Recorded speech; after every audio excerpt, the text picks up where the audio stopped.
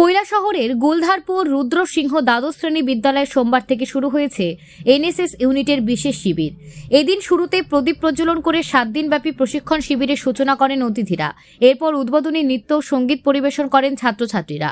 উদ্বোধনী অনুষ্ঠান মঞ্চে উপস্থিত ছিলেন জেলা শিক্ষা আধিকারিক প্রশান্ত কিলিকদার, বিদ্যালয়ের ভারপ্রাপ্ত প্রধান শিক্ষক মানস চক্রবর্তী, প্রাক্তন প্রধান শিক্ষক প্রণব কুমার রায়, গোলধারপুর গ্রাম পঞ্চায়েতের প্রধান কাপুর রাজ সিনহা প্রমুখ।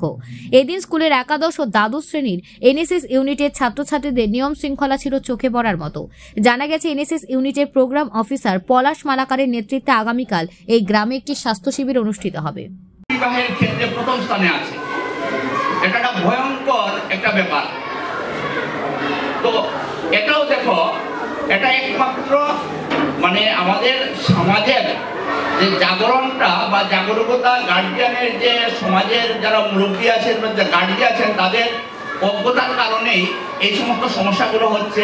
নিজের সাময়িক সুখের জন্য, নিজের সাময়িক ভালো থাকার জন্য ওনারা ওনাদের ছেলে বা মেয়েকে তার নির্দিষ্ট বয়স হওয়ার আগেই বিয়ে দিয়ে দিচ্ছেন এবং আমি বলবো তাদের জীবনটা নষ্ট করে দিচ্ছেন, তাদের পড়াশোনা না করিয়ে তাদের জীবন নষ্ট করে দিচ্ছেন।